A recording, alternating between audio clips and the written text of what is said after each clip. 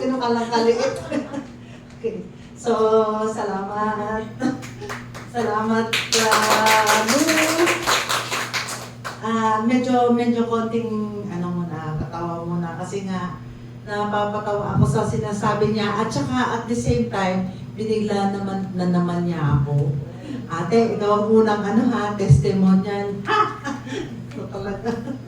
Gano'n na naman. Kasi meron siyang hinihintay pang iba na magte-testimony. So, sige. Meron akong gustong bawiin doon sa sinabi niya na maliit siya. Kasi ngayon, malaki na siya eh. Ano pa nga ba sasabihin ko? Itutuloy ko na lang po yung kwento niya. Nung kumatok siya sa pintuan namin, sabi niya, Ate, ako si Malu. Ay, nakalimutan mo na ba ako? Ako si Malu, yung apo ako ni Nanay Ate. Hala, paano pala yan? Bakit ang laki mo? Sabi ko, ako yung nag-i-invite sa'yo ng luhang baro sa Facebook na hindi mo ko tinatanggap. Hindi ko na matandaan eh. Sabi ko ganun. So sa marami naming pagkakakilalanan, yung mukha niya kasi nung bata pa siya, hanggang ngayon hindi nagbabago, ganyan pa rin yung mukha niya. Yung katawan lang nagbago. mas naging sexy na siya. Ayun. So, sobra naman din akong pasalamat kasi nga, naging malakas ang loob niyang pumunta ulit doon sa amin at sobra ko siyang hinahangaan sa pagka, ng memory niya ba? Sa pagka, ng memory niya, napakatibay ba? Sa liit niyang yun, natandaan niya pa yung amin at saka natandaan niya pa yung mga pinagagagawa niya noon sa amin. So, sa ibang tao siguro na masyado na maraming pinagdaanan, baka hindi na rin siguro naalala. So, salamat lo sa pagdating mo sa bahay namin at nung i-share niya nga na doon siya na-aware, dahil po yung sharing ko po noon, nung nagkasakit si mister ko, ay pinakita ko po talaga yung picture nung asawa ko na nasa ospital. Kasi, tayo kasi ay mga magiging diabetic, na nagkakasakit tayo, at tayo ay nariristahan ng doktor ng gamot. So, ibang doktor, ibang opinion, ibang doktor, ibang opinion. So, yung mga gamot natin, nagkakahalo-halo na. Ang unang-una pong pinaniniwalaan ko na nagiging nakasira sa kidney ng mister ko ay yung pag-inom niya ng mga iba't ibang klase ng painkillers. Dahil po, nakakaroon po si asawa ko ng mataas na uric acid na nag-develop sa mataas na creatinine, na nag-suffer siya ng rheumatoid arthritis, infected arthritis na hindi na po siya nakakalakad. Sa bagang-maga na po talaga yung tuhod niya, tapos sa isang may bahay po na nalilito ka na talaga kung paano mo tutulungan yung asawa mo na hindi na natalam yung mga gamot, ang sobrang taas ng asukal niya. Tapos, yung pupunta siya sa toilet, kailangan hahawak siya sa akin para makapunta sa toilet, sobrang bigat po niya. So, kailangan bumili ako ng walker para matulungan siya pumunta sa toilet dahil hindi niya talaga kayang pumunta sa toilet man lang. So, sabi nung iba, naku, natigbalangan ng asawa mo. Dahil, ano ga ikang ginawa niya nung siya ay bago nagkasakit na, oo, inapoy siya ng lagnat, pagkatapos nagtatabas kasi siya doon sa puno ng mangga, inapoy siya ng lagnat. Naku, ay may tigbalang doon sa puno ng mangga na yun, baka yung nataga niya. Sabi, sige, oo. Iba't iba na po yung may nagpatawas na po kami, tapos sabi niya, yung sabi naman ng isang magtatawas, ito ay nangitim, yan ay naiingkanto. Pero pag ito inamula, yan ay may tumatrabaho sa asawa mo, baka kinukulam. Naku, sino kaya ang kukulam sa asawa ko? Wala naman yata mangungulam. At saka bakit ang tinatarget ay yung legs lang? Di ba yung iba? Di ba yung iba palalakihin ng gano'n, yung mga ano, yung pamamagain ng mga, o nagagal, di ba mga gano'n-gano'n lang pala.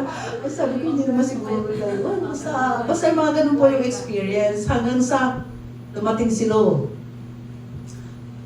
Sabi ko, Lo, sa napakahaba namin kwentuhan ng childhood memories niya, gano'n, tapos sinisingit-singit din nga yung what she brought to the family. And what are the good news of Riway International? Sabi, so naintindihan ko lahat ang sinabi ni Lu, naintindihan ko lahat kung ano yung effect sa katawan, at kung gaano kamahal, at kung ano, ganyan. Basta lahat naintindihan ko. But at the end, I will not give it to my husband. Because hindi ko nadadagdagan yung 15 to 18 tablets na iniinom niya per day. 15 to 18 tablets, including the vitamins naman. Pero hindi ko nadadagdagan yun. Sorry, yaan mo na.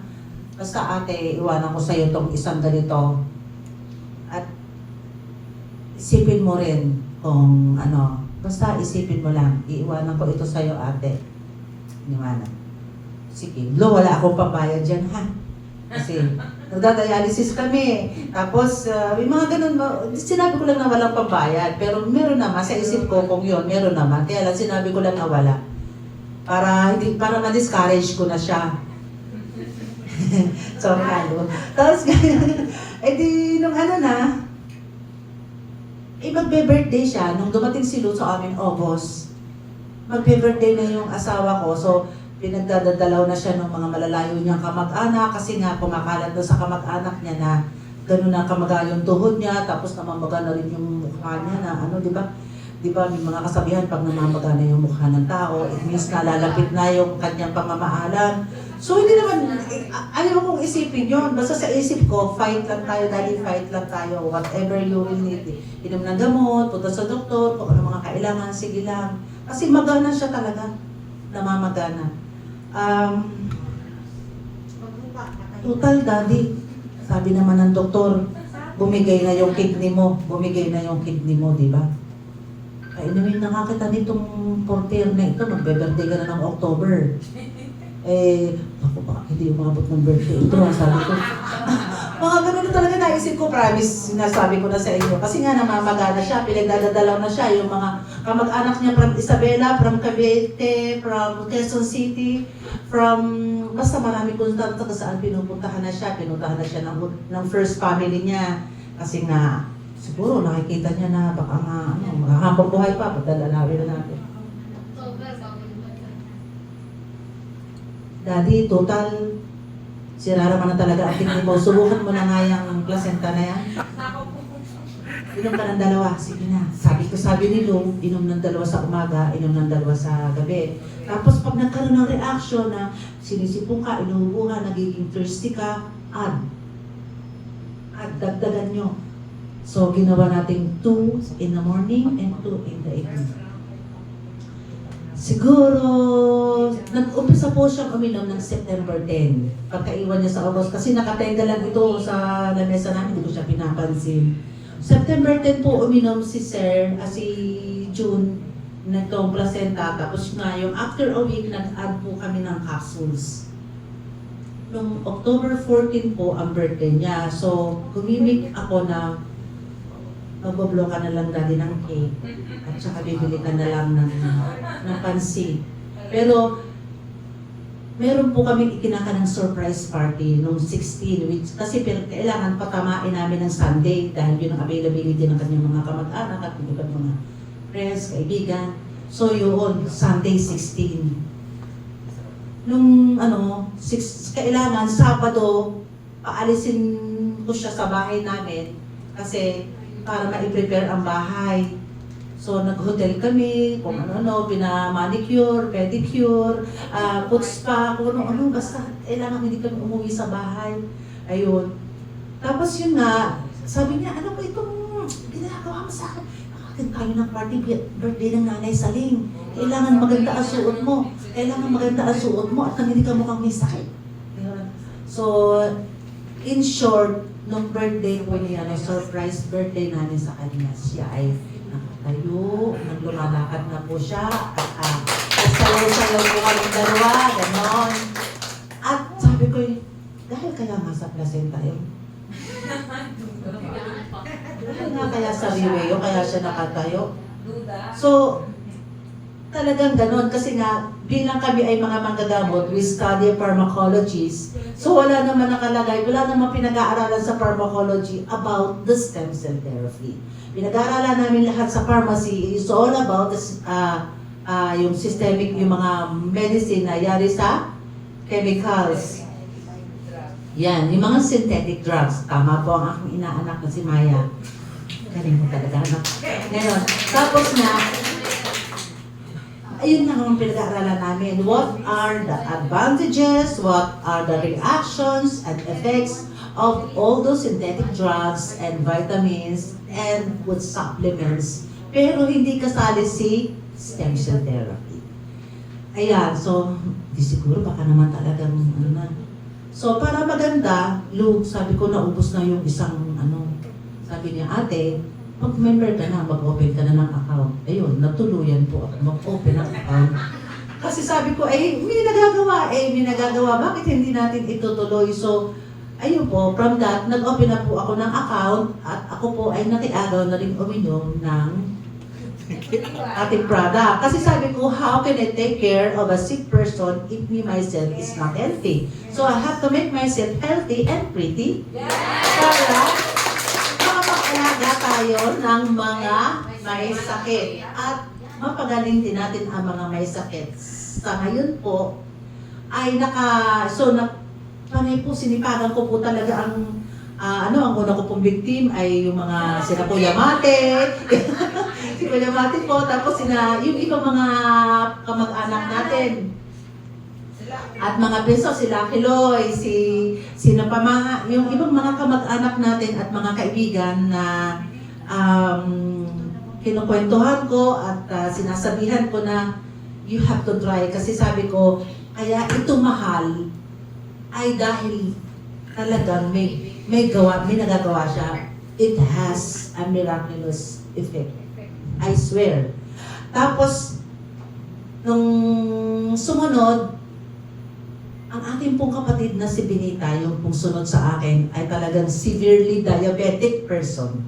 At complicated na po talaga siya. Ang kanyang mata nabubulog na, ang kanyang sugat hindi na gumagaling, naputol na po ang kanyang paa. Kasi nga po, hindi pa namin siya pinaiinom noon dahil kontrabida po yung bayaw ko. Kasi yung pong bayaw ko ay nurse. So, wala akong pagpainumin ng mga ganyan at yung na ganyan.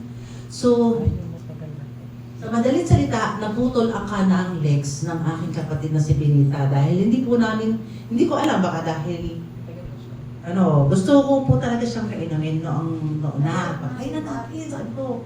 So, tsaka nakaka-challenge kasi sabi nila, ay bakit hindi mo pinainom si Benit? Kaya tuloy na putulan ng paa. So, there is a story behind that na nakakahiya namang sabihin. Siyempre, masisira ako naman yung brother-in-law ko. Siyempre, bukod sa pagpapainom, siyempre, yung pera din, kailangan dahil hindi naman siya pwedeng inumin ng free. Kailangan, bibili ka. At para maging free, you have to work for it. Invite, hanggang may mapabili ka. Kasi pag nakakapagpabili ka, you will have your benefits, your, anong tawag doon, rebate, ganyan. So, finally, ang ginawa po namin, nakakahiyan sabihin, pero hindi po na kumpleto yung aking mga rebate para makabili ng isang set para kay Bennett's. Nanghiram po ako, may mga credit cards para mapainom namin si Benita. Secretly, pinaiinom na namin si Benita. At iinom din ako niyan, Ate Lisa, iinom din ako. Yung salitang yun, ay di yun ang talaga nagpalakas. Sige ate, gusto ko din uminom. Inom na rin. So, sa ngayon po si Bennett's, yung dati po niyang kalagayan na siya hindi nakakakita, at naka-schedule na rin po supposedly putulin yung isa niyang legs. Naka-schedule na po. Sabi ko, inom ka na lang. Pero hanggang ngayon po, hindi pa po napuputol. Hanggang ngayon po. Tsaka, yung dati po niyang nangingitim na balat, dahil po sa pagdadialysis. Ngayon po ay natural na ang color ng kanyang balat. At saka, yung pong dating mukha niya na parang haggard po siya, na hindi siya gumingiti, na masungit siya. Ngayon po masayahin na siya, nagbibiro na siya, nakikipunta na po siya sa party, nakikialo na siya sa pagkain, mga ganun na po siya ngayon yung aking kapatid. At yung pong mister ko ay kinaiinggitan na po sa dialysis center. Dahil po, yung pong mga katabi niya, sabi, doon sa doktora, yung doktora po ang nagkwento sa akin, hindi po yung mister ko. Ano, Dok? Bakit po yung si Adriano, si Daddy, ay parang mas kakaiba po ang sigla niya? Eh kami po lahat ay parang lantayin. Eh siya nga po yung matanda eh. Bakit siya pa yung yung masigla? At saka po bakit siya ay makinis ang balat at hindi po nadadry ang balat? Tapos si Doc, tinanong niya, Daddy, ano daw ginagawa mo? Sabi ng aking asawa, yung si Doktora, yung misis ko, may pinaiinom siya sa aking stem cell. Eh siguro yun na nag-workout. Kaya ako na nagiging maayos na ganito. So, marami na pong nagtanong, even yung doktora po sa dialysis center, ay naghingi na po sa akin ng mga brochure at gusto na rin po niyang Pero siyempre, sabi po niya sa akin, Ma'am, ako po ay nephrologist. Bawal na bawal po sa amin ang mga herbals at maging connected po kami sa mga ganyan. Kaya ang paa-attending ko po ay ang aking pong ina sa inyo. Sabi ko, walang problema.